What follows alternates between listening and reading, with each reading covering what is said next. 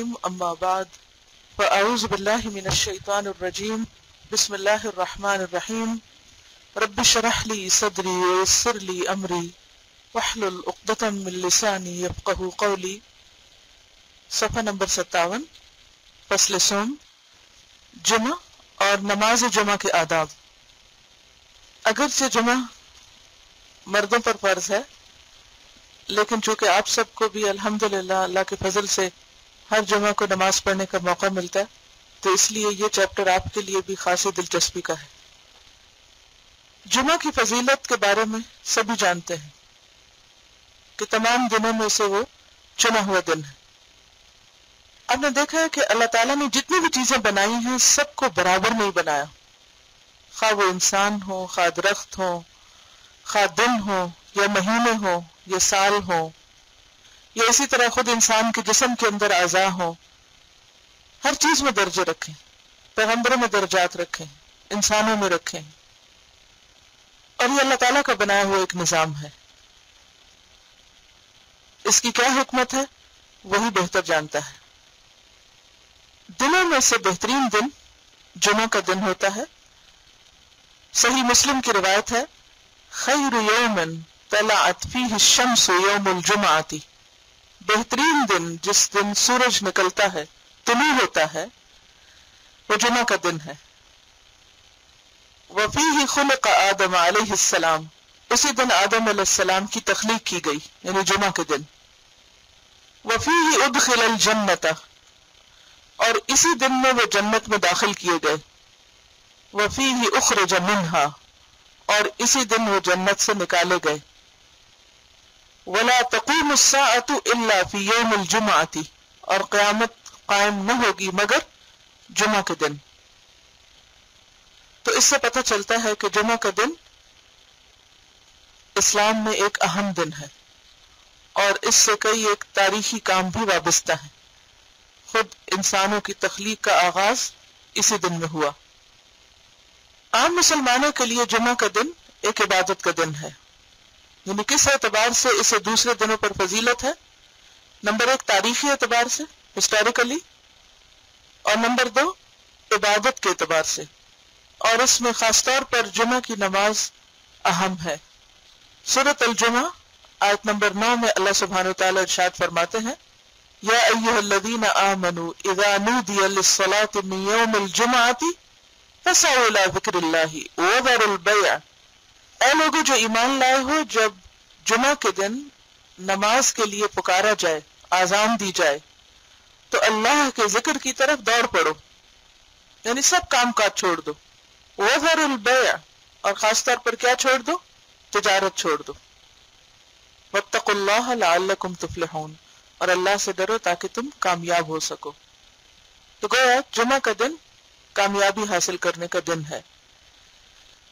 जुमा की नमाज मर्दों पर वाजिब है। सही मुस्लिम की हदीस है, लयनहयन्न अक़वामुन वदअहुम अलजुमआतु, लयनहयन्न, अलबत्ता जरूर बाज आएंगे, रुकेंगे, अक़वामुन लोग, मिन वदअहिम, अपने छोड़ने से, वदा कहते हैं ना अलविदा करना, अलजुमात जुमा को, यानी जुमा के नमाज को छोड़ने से जरूर बाज आ जाएं। और लयख्तमन्नल्लाहु अला कुलूबिहिम, वरना अल्लाह सुब्हानहु व तआला जरूर उनके दिलों पे मुहर लगा देगा। कुरान मजीद में आता है ना, खतमल्लाहु अला कुलूबिहिम, अल्लाह ने उनके दिलों पर मुहर लगा दी। तो वो कौन से जराइम ऐसे हैं कि जिनकी वजह से दिलों पर मुहर लगती है? उनमें से एक जुर्म जुमा की नमाज का तर्क करना है। सुम्मा लयकूनन्न मिनल गाफिलीन, फिर वो जरूर गाफिल लोगों में शुमार होंगे। तो इससे पता ये चलता है कि जुमा की नमाज आम नमाजों की निस्बत भी ज्यादा अहम है। इससे ये मतलब नहीं कि आम नमाजों की अहमियत नहीं, वो भी बहुत अहम है, लेकिन उन नमाजों में फिर जुमा की नमाज खासतौर पर बहुत जरूरी है। ये हदीस भी सही मुस्लिम की थी। तो जुमा का दिन अगर एक खास दिन है तो उस दिन हमें क्या करना चाहिए? तो उसके बारे में ये आदाब लिखते हैं। ये लिखते हैं कि आदाब जुमा 15 है, 15 है। पहला ये कि उसके लिए जुमेरात के रोज और जुमा की रात ही से तैयारी शुरू कर दे, यानी इसको इंपॉर्टेंस दे आम दिनों की निस्बत, और पहले से ही तैयारी शुरू करें। अब ये तैयारी जो है ذہنی بھی ہونی چاہیے اور روحانی بھی ہونی چاہیے. ہم جب کسی کام کی تیاری کرنے لگتے ہیں تو وہ تیاری صرف نہانے دھونے کی حد تک ہی رہ جاتی ہے یا صرف ظاہری چیزوں کی تیاری مقصود ہوتی ہے. یہاں بھی انہوں نے خصوصی طور پر کپڑے دھونے اور نماز جمعہ کی ادائیگی کے لیے خود کو تیار کرنے کی بات کی ہے. یعنی نیت کیا ہونی چاہیے کہ مجھے کل جمعہ پڑھنا ہے اور اس کے لیے میں اب سے اہتمام شروع کروں تاکہ کوئی وجہ ایسی نہ بنے، کوئی چیز ایسی رکاوٹ نہ ہو کہ جو جمعہ کی نماز میں خلل انداز ہو. دوسرا، جمعہ کے دن غسل کرے جیسا کہ صحیحین میں آیا ہے. صحیحین کیا چیز ہے؟ بخاری اور مسلم دو حدیث کی کتابوں میں یہ روایت موجود ہے جس میں تاکید کی گئی ہے کہ جمعہ کے دن غسل کرنا چاہیے، یعنی نہانا دھونا چاہیے. اور غسل میں بہتر یہ ہے کہ جمعہ کے وقت سے تھوڑا سا پہلے غسل کرے تاکہ نماز سے پہلے بالکل صاف ستھرا ہو، فریش ہو. اگرچہ جمعہ کا دن کب سے شروع ہو جاتا ہے؟ جمعرات کے دن کے اختتام سے، یعنی جب سے جمعہ کی رات شروع ہوتی، کیونکہ اسلامی کیلنڈر میں پہلے رات آتی ہے اور پھر دن آتا ہے. یعنی مغرب کے فوراً بعد سے سمجھو کہ آپ جمعہ کے دن میں داخل ہو گئے، اور اس وقت سے لے کے آپ جمعہ کی نماز تک کسی وقت بھی غسل کر سکتے ہیں. لیکن زیادہ افضل کیا ہے کہ رائٹ بیفور جمعہ غسل کیا جائے. لیکن اگر ایسا ممکن نہ ہو تو کسی بھی وقت غسل کیا جا سکتا ہے، لیکن نیت میں وہ غسل جمعہ ہی ہو. تیسرا، بدن کو پاک صاف کر کے خوشنما بنائے، یعنی زینت کا بھی اہتمام کرنا چاہیے کیونکہ اہم دن ہے. ناخن کاٹے، مسواک کرے. مسواک تو ہر نماز کے ساتھ ہونا چاہیے لیکن خصوصی طور پر اپنی صفائی ستھرائی کا اہتمام. اور تمام فضلات یعنی میل کچیل کو جن کا پہلے ذکر ہو چکا ہے طہارت کے باب میں، ان کو اپنے جسم سے دور کرے. خوشبو لگائے اور اپنے بہترین کپڑے پہنے. یعنی اس دن کا لباس عام دنوں کے لباس سے مختلف ہونا چاہیے. اس دن کو اہمیت دینی چاہیے، اس کا اہتمام کرنا چاہیے. چوتھا یہ کہ جمعہ کے لیے نماز کے وقت سے کچھ پہلے روانہ ہو اور پیدل جائے. پیدل جانے کی بات اس لیے خاص طور پر کی ہے کہ ایک ایک قدم کا اجر لکھا جاتا ہے. خصوصاً اگر آپ عمرے پر گئے ہو تو آپ نے دیکھا ہوگا کہ پہلی اذان سے پہلے ہی لوگ صبح 11 بجے سے اپنی سیٹ لینے کے لیے مسجد میں پہنچنا شروع کر دیتے ہیں. اور اگر آپ کسی بلند اونچی عمارت سے نیچے جھانکے تو عجیب منظر ہوتا ہے کہ درمیان میں مسجد ہوتی ہے اور چاروں طرف سے لوگ بس چل چل کے آ رہے ہوتے ہیں، دور دراز سے پیدل چل کے آ رہے ہوتے ہیں. تو بہت ہی خوبصورت منظر ہوتا ہے. وہ پیدل چلنے کی انہوں نے خاص طور پر بات کیوں کی ہے؟ کیونکہ جب بہت سے مسلمان اکٹھے پیدل چل کے ایک طرح سے مارچ کرتے ہوئے کسی جگہ پر جا رہے تھے تو اس سے ایک روب بھی قائم ہوتا ہے، اس سے ایک عجب منظر ہوتا ہے جو سب دیکھنے والوں کو متاثر کرتا ہے. جیسے عید کی نماز میں کیوں کہا گیا کہ ایک جگہ پر لوگ پڑھیں تاکہ زیادہ سے زیادہ لوگوں کا اجتماع ہو. اور جمعہ کا لفظ بھی جمع ہونے سے، اس کا روٹ جیم میم عین ہے، یعنی جمعہ اسی وقت بنتا ہے جب آپ جمع ہوں، اکٹھے ہوں. اور وہ ظاہر ہے کہ جامع مسجد میں ہی ہو سکتا ہے. جامع مسجد کی طرف جانے والے پر لازم ہے کہ وقار اور تسلی اور خشوع سے چلے، یعنی اپنی چال کے اندر بھی ایک احساس پیدا کرے کہ وہ ایک خاص کام کے لیے جا رہا ہے. یعنی آہستہ آہستہ چلے، ہمبل ہو اس کی چال. ویسے بھی عباد الرحمن کی چال کیسے ہوتی ہے؟ وَعِبَادُ الرَّحْمَنِ الَّذِينَ يَمْشُونَ عَلَى الْأَرْضِ هَوْنًا. لیکن خصوصاً جب وہ عبادت کے لیے جا رہے ہیں. مثلاً یہاں سے بھی آپ اس کمرے سے لے کر مسجد تک جب جاتے ہیں تو نماز کے وقت چال جو ہے اس کے اندر ایک وقار اور ایک خشوع ہونا چاہیے. اس میں ہنستے کھیلتے اور غفلت کے ساتھ نہیں جانا چاہیے کیونکہ اس کا اثر پھر نماز پہ پڑتا ہے. جس موڈ اور جس طریقے سے آپ نماز میں داخل ہوں گے، مسجد میں داخل ہوں گے، اسی کا غلبہ ہوگا اور پھر نماز میں بھی وہی کیفیت ہوگی. لیکن اگر آپ اس خشوع کا اہتمام پہلے سے شروع کر دیں، اور خشوع اصل میں دل کا خشوع ہوتا ہے، دل کا جھکاؤ ہوتا ہے، دل کا احساس ہوتا ہے، تو اس حالت کے ساتھ اگر آپ قدم اٹھاتے ہیں اور اللہ کا ذکر کرتے ہوئے اس طرف بڑھتے ہیں تو یقینی طور پر آپ جمعے کے اندر ایک حقیقی روحانیت محسوس کریں گے. اور پھر یہ کہ تسلی کے ساتھ جائے، سکون کے ساتھ، دھکم پیل نہ کرے، کسی کو رش نہ کرے، کسی کو کاٹے نہیں اور کسی کو دھکا دے کے رستہ بنا کے نہ جائے، بلکہ لوگوں کا بھی خیال رکھے کہ اگر اس کے آگے کوئی بچہ ہے یا کوئی بزرگ ہے یا کوئی اور مشکل ہے تو پھر کوئی اور راستہ اختیار کر لے جو شارٹ کٹ ہو اور لوگوں کو تکلیف نہ دے. اگر وہ جلدی پہنچنا چاہتا ہے کہ وہ پہلی صف تک جا پہنچے، اور اگر وہ ممکن نہ ہو تو پھر جس حال میں ہے وہیں پر صبر کے ساتھ آہستہ آہستہ قدم اٹھا کر جائے.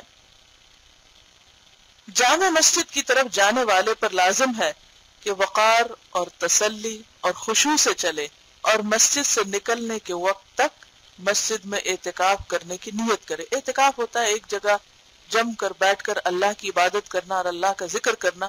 مراد اس سے یہ کہ جتنی دیر مسجد میں ہو، جب اعتکاف کی نیت کرے گا تو پھر کوئی دنیا کی باتیں نہیں کرے گا، پھر اس میں یا تو وہ خطبہ سنے گا، نماز پڑھے گا، نوافل ادا کرے گا، ذکر کرے گا، تسبیح کرے گا، قرآن کی تلاوت کرے گا، لیکن ادھر ادھر کی ہنسی مذاق اور گپ شپ سے پرہیز ہوگی۔ پانچواں یہ کہ لوگوں کی گردنیں نہ پھلانگے اور معقول گنجائش کے بغیر دو آدمیوں کے درمیان میں نہ بیٹھے۔ آپ صلی اللہ علیہ وسلم ایک مرتبہ خطبہ دے رہے تھے تو ایک شخص دیر سے آیا، لیٹ آیا، اور پھر آتے ہوئے لوگوں کو کاٹتا ہوا آگے آ کے بیٹھا۔ تو آپ صلی اللہ علیہ وسلم نے فرمایا آنیت و آبیت، دیر سے آئے ہو اور تکلیف دے رہے ہو۔ یعنی اگر تمہیں اتنا ہی شوق تھا کہ اگلی صف میں بیٹھتے اور قریب ہو کے خطبہ سنتے تو پھر اس کے لیے آنا بھی جلدی چاہیے تھا، تاخیر نہیں کرنی چاہیے تھی۔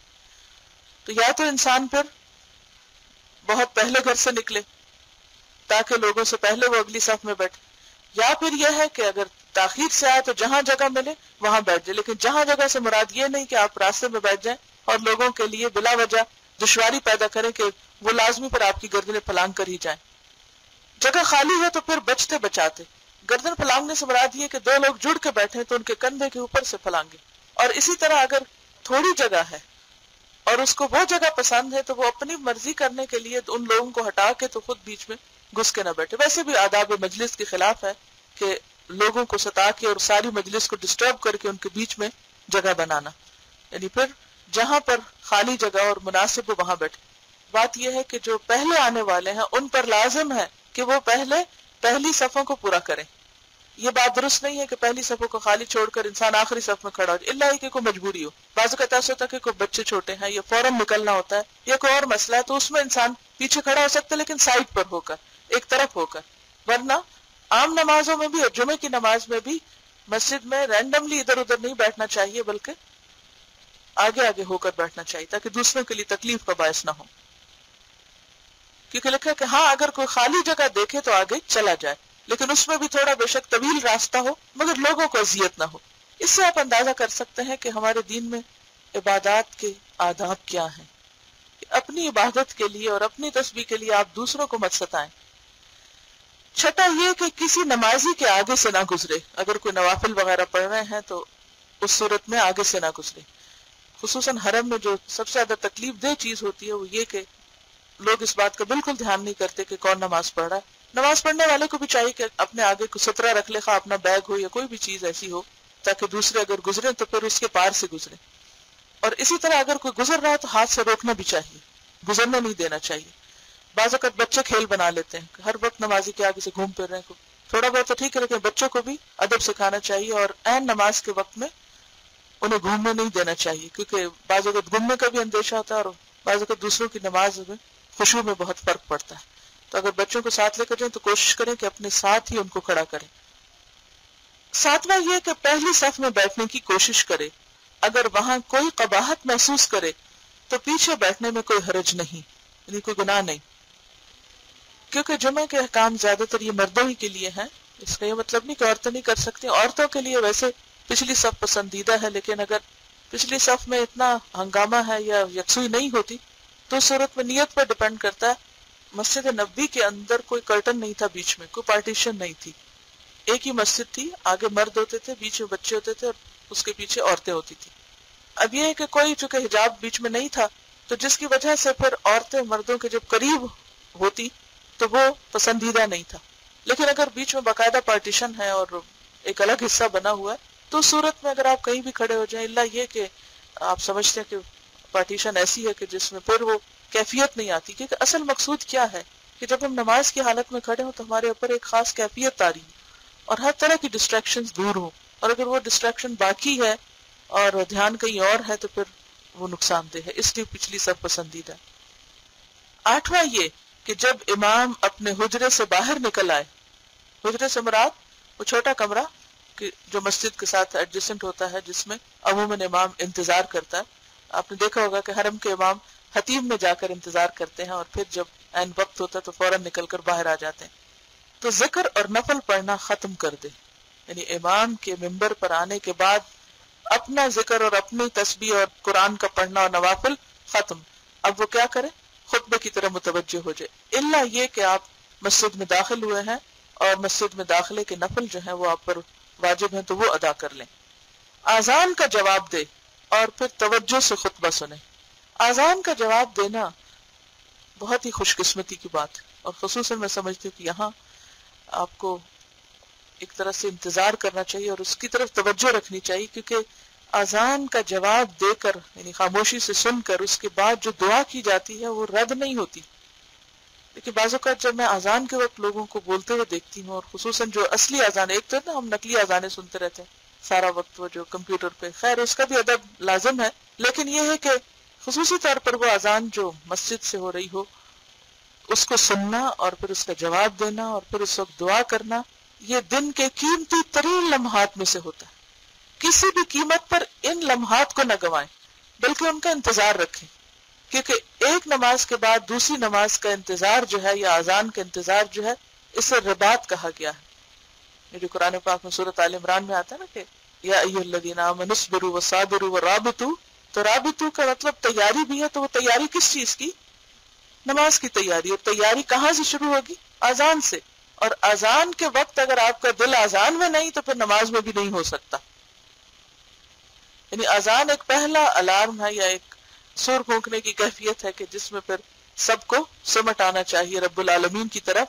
تو اس میں اگر کوئی شخص توجہ نہیں دیتا اور اس وقت بھی دنیا کی باتیں اس کی ختم ہی نہیں ہو پاتی اور اس کا دھیان ہی نہیں، اس کا دل ہی نہیں ہے اللہ کی طرف، تو پھر نماز میں جا کے اچانک کہاں سے دل آ جائے گا.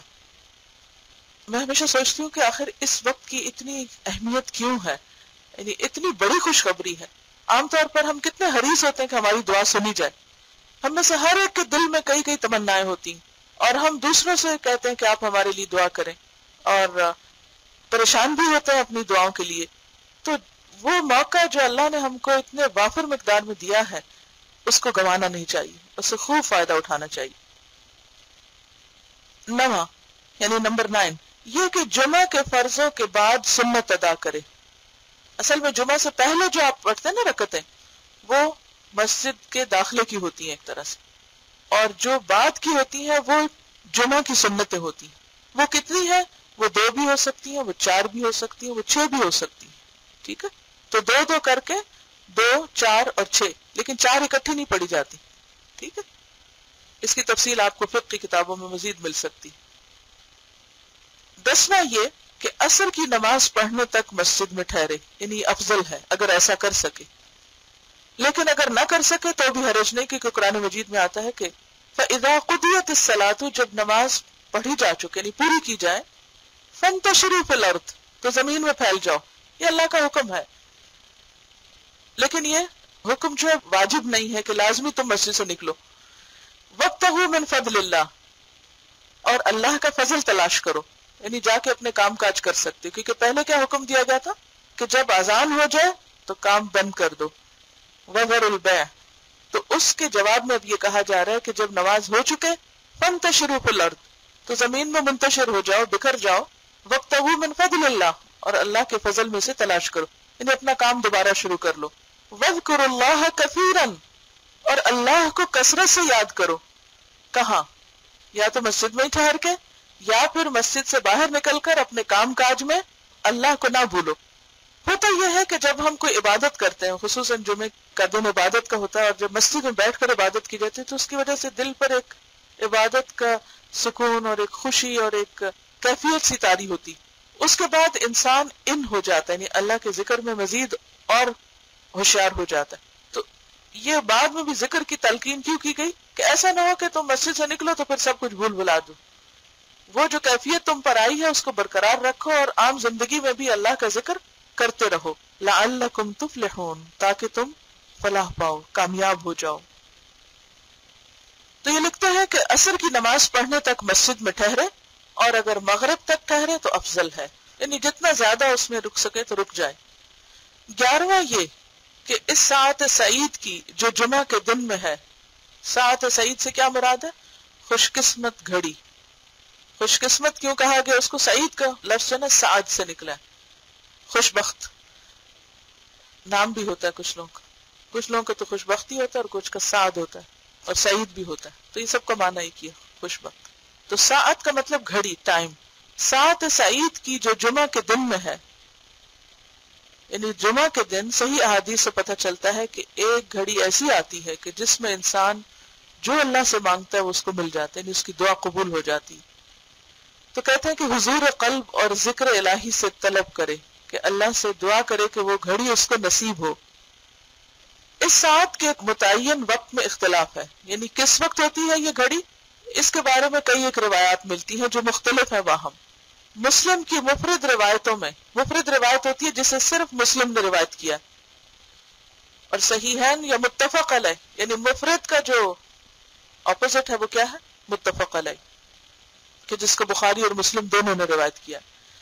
مفرد روایتوں میں حضرت ابو موسیٰ رضی اللہ عنہ کی حدیث ہے کہ امام کے منبر پر بیٹھنے کے وقت سے لے کر نماز کے ختم ہونے تک ہے۔ مسلم کی حدیث کے مطابق امام کے منبر پر بیٹھنے کے وقت سے لے کر نماز کے ختم ہونے تک۔ ایک اور حدیث میں ہے کہ وہ امام کے خطبے سے فارغ ہونے سے لے کر نماز ختم ہونے تک ہے۔ تو نماز بھی تو دعاؤں کا مجموعہ ہے، اگر اس دوران وہ گھڑی آ جاتی ہے اور آپ کا دل نماز میں حاضر ہے تو آپ جو بھی پڑھ رہے ہیں قبول ہو جائے گا انشاءاللہ۔ ایک اور حدیث میں ہے کہ وہ امام کے خطبے سے فارغ ہونے سے لے کر نماز ختم ہونے تک ہے۔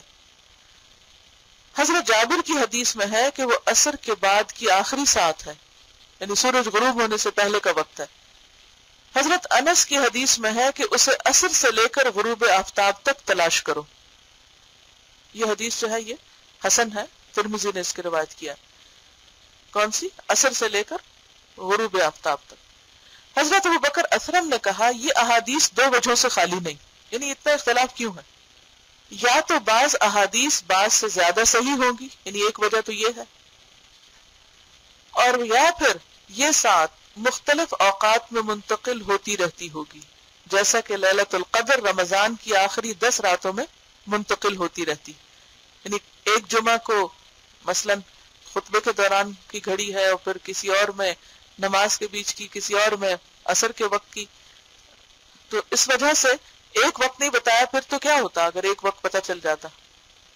بس اس وقت میں ہم تھوڑا سا اہتمام کر لیتے اور باقی وقت بھول جاتے۔ یا یہ بھی ہو سکتا ہے کہ یہ سارے اوقات ہوں، یعنی اگر ایک گھڑی مس ہو گئی تو اگلی پہ آپ کیچ کر لیں اس کو، وہ مس ہو گئی تو اگلی پہ چلے جائیں، تاکہ بار بار دھیان رہے۔ یہ اللہ کی رحمت ہے کہ ہمارے لیے اتنی وسعت رکھی ہے۔ 12واں یہ، یعنی 12واں ادب کیا ہے کہ اس دن رسول اللہ صلی اللہ علیہ وسلم پر درود بہت زیادہ پڑھے، یعنی جمعے کے دن کی خاص عبادت ہے۔ نبی صلی اللہ علیہ وسلم سے مروی ہے، اب یہ جو حدیث ہے یہ موضوع ہے، پہلے ہی بتا دوں تاکہ آپ اس کو پڑھ کر اس سے متاثر نہ ہو، کہ آپ نے فرمایا جو آدمی جمعہ کے دن مجھ پر 80 مرتبہ درود شریف پڑھے اس کے 80 سال کے گناہ معاف ہو جاتے ہیں۔ اس کا ٹیکسٹ ہی بتا رہا ہے کہ یہ بات کچھ عقل کو نہیں لگتی۔ اگر پسند کرے تو درود میں آپ کے لیے دعا کا اضافہ بھی کر لے، جیسا کہ یہ دعا ہے، اللہم آت محمدا الوسیلۃ والفضیلۃ والدرجۃ الرفیعۃ وابعثہ مقاما محمودا الذی وعدتہ اللہم اجزی نبینا عنا ما هو اہلہ۔ دعا تو اچھی ہے اور اذان کے بعد بھی اس کا کچھ حصہ پڑھا جاتا ہے، لیکن یہ جو فضیلت بتائی گئی یہ درست نہیں۔ موضوع حدیث کون سی ہوتی ہے؟ من گھڑت، فیبریکیٹڈ، جو خود سے بنا لی گئی ہو، اس کی اصل کچھ نہیں۔ اور ترجمہ ہے اس دعا کا، اے اللہ حضرت محمد صلی اللہ علیہ وسلم کو مقام وسیلہ اور فضیلت اور بلند درجہ عطا فرما، اور آپ کو مقام محمود پر پہنچا جس کا تو نے ان سے وعدہ کیا۔ اے اللہ ہمارے نبی کو ہماری طرف سے وہ جزا عطا فرما جس کے وہ اہل ہیں۔ خود ابن الجوزی نے ان کی ایک اور کتاب ہے الواہیات، اردو میں واہیات کا لفظ جو ہے یہ اور معنوں میں استعمال ہوتا ہے، عربی میں واہی کا لفظ کمزور کے معنی میں، یعنی کمزور احادیث، تو انہوں نے ایک کتاب میں ان کو جمع کیا ہے۔ اب آپ یہ سوچیں گے کہ انہوں نے یہاں پھر کیوں لکھ دیا، تو بعض اوقات ایسا ہوتا ہے کہ ایک مؤلف ایک کتاب لکھتا ہے اور وہ لکھ چکا ہوتا ہے، یہ ایک بات بیان کر چکا ہوتا ہے، تو علم کی تو کوئی لمٹ نہیں، اس کے بعد پھر کچھ اور پڑھتا ہے تو پتہ چلتا ہے کہ یہ بات تو درست نہیں تھی، پھر وہ اپنے ہی کیے ہوئے کو کہاں کہاں سے وہ نکال کے، اب ان کی کتابیں تو انہوں نے ہزاروں صفحات لکھی، اب وہ زندگی کہاں کے پورے ہزاروں صفحات دوبارہ کھولے جائیں اور دیکھا جائے کہ کہاں میں کیا لکھ چکا ہوں. تو بہرحال انہوں نے ساتھ ساتھ پھر ایسی کتابیں بھی لکھ دی کہ جس میں ان احادیث کو بیان کر دیا کہ جو ضعیف ہیں یا موضوع ہیں یا کمزور ہیں، جن کا درجہ صحیح کا درجہ نہیں ہے. اور پھر بعد والوں کا کام یہ ہے کہ وہ جب پڑھیں اور پڑھائیں تو ان کتابوں کو بھی کنسلٹ کریں اور کراس چیک کر کے ریفرنسز اور بات کو اپنی جگہ پر فکس کریں. اردو ورژن تو چونکہ ٹرانسلیشن ہے، اس میں نہیں ہمیں پتہ چلتا کہ انہوں نے جو احادیث کوٹ کی ہیں اس کا درجہ کیا ہے، لیکن الحمدللہ عربی کا جو ورژن ہے اس میں تخریج ہوئی ہے، یعنی تخریج شدہ ہے. تو اگر آپ اردو کے ساتھ عربی کو ملا کر پڑھیں تو آپ کو پتہ چل جائے گا کہ احادیث کا مرتبہ کیا ہے. تو یہ موضوع حدیث ہے. درود کے ساتھ استغفار کو بھی ملا لے کہ اس دن میں استغفار کرنا مستحب ہے، پسندیدہ ہے، کوئی بھی ذکر اچھا ہے. 13واں یہ کہ سورۃ کہف پڑھے. حضرت عائشہ رضی اللہ عنہا کی روایت سے حدیث میں آیا ہے، اور یہ حدیث بھی ضعیف جداً ہے، صرف ضعیف نہیں بلکہ ضعیف بھی بہت زیادہ ضعیف ہے، لیکن اس کا آخری حصہ جو ہے وہ صحیح مسلم میں آیا ہے، وہ میں وہاں آپ کو بیان کر دوں گی. رسول اللہ صلی اللہ علیہ وسلم نے فرمایا، کیا میں تمہیں ایسی صورت نہ بتاؤں جس کی عظمت نے زمین و آسمان کو بھر دیا ہے، اور اس کے لکھنے والے کے لیے بھی اتنا ہی اجر ہے، اور جو اس کو جمعہ کے دن پڑھے تو اس جمعہ سے لے کر جمعہ تک، یعنی اگلے جمعہ تک، اور 3 دن کے زیادہ بھی گناہ بخش دیے جاتے ہیں. اور جو آدمی سوتے وقت اس کی آخری 5 آیتیں پڑھے تو وہ رات کے جس حصے میں بھی اٹھنا چاہے گا اللہ اسے اٹھائے گا. تو لوگوں نے کہا ہاں اللہ کے رسول صلی اللہ علیہ وسلم ضرور بتائیے، تو آپ نے فرمایا سورۃ کہف. بہرحال ایک اور حدیث میں، اب یہ جو حدیث ہے یہ صحیح مسلم کی ہے، کہ جو اسے جمعہ کے دن یا جمعہ کی رات میں پڑھے گا، یعنی جمعہ کی رات وہی جو جمعہ سے پہلے آ جاتی، وہ فتنے سے محفوظ رہے گا. اور ایک اور بات سے پتہ چلتا ہے کہ فتنہ دجال سے محفوظ رہے گا. اور اس کی جو پہلی 10 آیتوں سے متعلق حدیث ہے وہ بھی صحیح ہے کہ جو شخص اس کی پہلی 10 آیتیں پڑھے گا، یاد کرے گا، وہ فتنہ دجال سے محفوظ رہے گا. تو بہرحال اس میں کوئی شک نہیں کہ سورۃ کہف کا جمعہ کے دن پڑھنا فائدہ مند ہے. ایک اور روایت میں نور کا ذکر آتا ہے کہ ایک جمعہ سے دوسرے جمعہ تک اس کو نور نصیب ہوگا. اور نور کیا ہے دراصل؟ یہ نہیں کہ اگر بادل ہے تو اس کو روشنی نظر آئے گی، اس کا مطلب یہ ہے کہ اس کو اللہ کی طرف سے ایک بصیرت حاصل ہوگی، کیونکہ نور ایک باہر کا ہوتا ہے اور ایک انسان کے اندر کا ہوتا ہے. ایک دل کا نور ہوتا ہے، نگاہ کا نور ہوتا ہے. تو جب تک اندر کا نور نہ ہو انسان کا، باہر کا نور کتنا بھی ہو، بہت سے لوگ بہت روشنیوں میں رہتے ہیں، دن کے رات کو بھی روشنیوں میں رہتے ہیں، لیکن ان کے اندر بصیرت نہیں، نظر انہیں کچھ نہیں آتا، حقیقت سے آگاہ نہیں. تو اس لیے بہت ضروری ہے کہ انسان اس نور کی دعا کرے. یہ ضعیف حصے میں سے آتا ہے کہ وہ رات کے جس حصے میں بھی اٹھنا چاہے گا اللہ اسے اٹھائے گا. لیکن ایک بات ہے، آپ سب تجربہ کر کے دیکھ لیں. اگر آپ رات کو سورۃ الملک پڑھیں اور اللہ سے دعا کریں کہ اللہ تعالیٰ مجھے اتنے بجے اٹھنا ہے، آپ تجربہ کر کے دیکھیں، بغیر الارم کے آپ اٹھ جائیں گے انشاءاللہ. کیونکہ ہر رات سونے سے پہلے سورۃ الملک کا پڑھنا جو ہے وہ بھی مسنون ہے. صحیح حدیث میں آتا ہے کہ 30 آیات والی سورت، یعنی آپ کا اشارہ الملک کی طرف تھا، کہ جو رات کو سونے کے وقت اگر انسان پڑھے تو وہ اسے عذاب قبر سے محفوظ رکھیں، یعنی وہ اس کے لیے ایک طرح سے پروٹیکشن کا ذریعہ بنے گی. اور ایک بہت بڑی حقیقت ہے، اگر آپ رات کو واقعی اگر پڑھ نہ سکیں تو کم از کم سننا شروع کر دیں، کیونکہ سن کے یاد بھی ہو جائے گی، پھر آپ ساتھ ساتھ بھی پڑھ لیں گے. ورنہ بعض اوقات انسان لیٹ نائٹ تک کام کرتے کرتے اتنا تھک چکا ہوتا ہے کہ مزید پھر اگر پڑھنے لگے تو بعض اوقات دیکھتے دیکھتے پوری ہوتی بھی نہیں اور انسان نیند میں چلا جاتا ہے. تو یہ ہے کہ سورۃ الملک کے اندر اللہ نے معنی کا خزانہ سمو دیا. اور حقیقت یہ ہے کہ رات کو اگر آپ اس کو پڑھتے ہیں اور رات کی تنہائی میں اور اندھیرے میں خاص طور پر اگر آپ سن رہے ہوں تو جو جہنم کا ذکر ہے اس میں، اور پھر زندگی کے مقصد کا ذکر ہے، اور اللہ کی تخلیق کی مختلف نشانیوں کا جو ذکر ہے، وہ واقعی انسان اللہ کی یاد کے ساتھ سوتا ہے. پھر مستحب ہے کہ جمعہ کے دن قرآن کریم کی تلاوت بہت زیادہ کرے، اور اگر ہو سکے تو جمعہ کی رات یا جمعہ کے دن میں قرآن مجید ختم کر دے.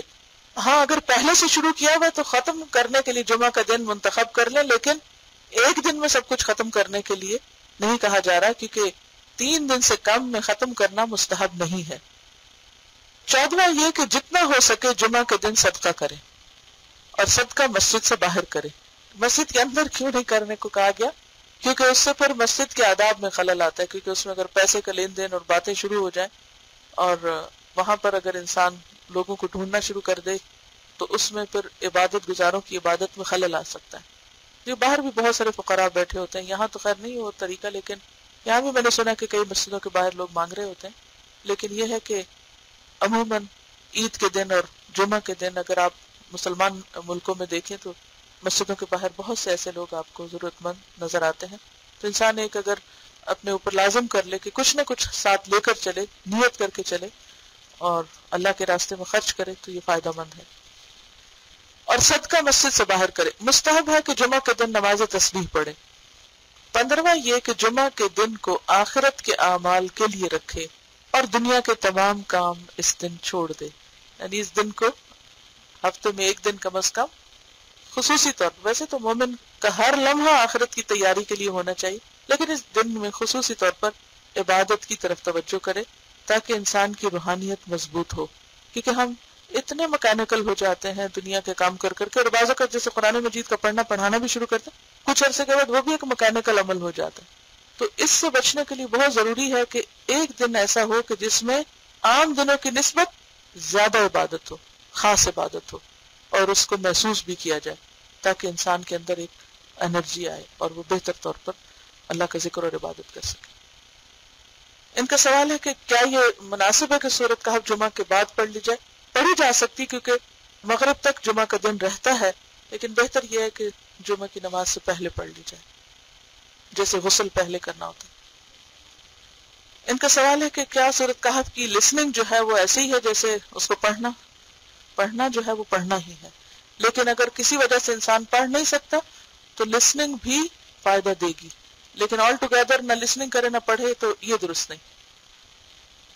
اگر کسی کو سورۃ الملک یاد ہے اور اگر نماز نہیں پڑھنا تو کیا سورۃ ملک پڑھ سکتے ہیں؟ جی ہاں، پڑھ سکتے ہیں، کیونکہ نبی صلی اللہ علیہ وسلم ہر حال میں اللہ کا ذکر کیا کرتے تھے، اور چونکہ خواتین کے لیے دن کافی زیادہ ہو جاتے ہیں تو اس میں اسے آل ٹوگیدر اللہ کے ذکر سے الگ نہیں کیا جا سکتا. سورۃ آل عمران کی آخری آیات میں آتا ہے ان فی ذلک لآیات لأولی الالباب الذین یذکرون اللہ قیاما وقعودا وعلی جنوبہم. تو جنوب یعنی اپنے پہلوؤں پر بھی اللہ کو یاد کرتے ہیں، تو اس کا مطلب ہے کہ سونے سے پہلے یا سو کر اٹھ کر یا رات کو اگر آنکھ کھلتی ہے تو اللہ کو یاد کرتے ہیں. تو اللہ کا ذکر جو ہے وہ بغیر وضو کے کیا جا سکتا ہے. ایک چیز جو جمعے کے خطبے کے حوالے سے کہنا چاہوں گی، ایک اور حدیث سے ہمیں پتہ چلتا ہے کہ اگر خطبے کے دوران کوئی بول رہا ہو یا شور کر رہا ہو تو اس کو انسان اگر صرف اتنا بھی کہتا ہے نا چپ کر، تو اس کی بھی اجازت نہیں. آپ نے فرمایا کہ اس نے بھی لغو بات کی، تو والذین هم عن اللغو معرضون، الا یہ کہ کوئی بہت ایسی ایمرجنسی ہوگی، کوئی بہت ہی شور ہنگامہ ہو تو پھر انسان ہاتھوں سے لوگوں کو چپ کرا دے، لیکن آواز نہیں کوئی نکالنی چاہیے، بولنا نہیں چاہیے، کیونکہ اس سے وہ خطبے کے اندر خلل ہو سکتا ہے، بات سمجھ نہیں آ سکتی یا دھیان بٹ سکتا ہے. بچوں کو جمعے کے لیے لے جانا بھی چاہیے، اور بعضوں کے چھوٹے ہوتے ہیں باز نہیں آتے تو اشارے سے انہیں بلانا یا پکڑ لینا یا اٹھا کر نماز پڑھنا، یہ سب جائز ہے، ایسا کیا جا سکتا ہے. نبی صلی اللہ علیہ وسلم بعض اوقات نماز مختصر کر دیتے تھے بچوں کے رونے کی آواز سن کر، لیکن منع نہیں کیا. تو ایسی صورت میں ہمیں خود خیال رکھنا چاہیے کہ وہ حاضر تو ہوں، اور اگر وہ بچپن سے حاضر ہو رہے ہوں مسجدوں میں تو آپ دیکھیں گے کہ انہیں فوراً پتہ چل جاتا ہے کہ اب یہ نماز کا وقت ہے اور اس میں ہمیں کیا کرنا ہے، وہ سیکھ جاتے ہیں. ایک پیمفلٹ بھی چھپا ہوا ہے جمعہ کے آداب پر، اس کو بھی آپ لے سکتے ہیں. ان کا سوال یہ ہے کہ بعضوں کا سورۃ ملک جیسے زبانی یاد ہے اور آپ پڑھ رہے ہیں اور پڑھتے پڑھتے نیند آ جائے تو کوئی بات نہیں، وہ آپ کا اجر لکھا گیا تو اسے اٹھ کے کمپلیٹ کرنے کی ضرورت نہیں، بس جتنی بھی ہو گئی بس ہو گئی انشاءاللہ. جزاکم اللہ خیرا. سبحانک اللہم وبحمدک، نشہد ان لا الہ الا انت، نستغفرک ونتوب الیک.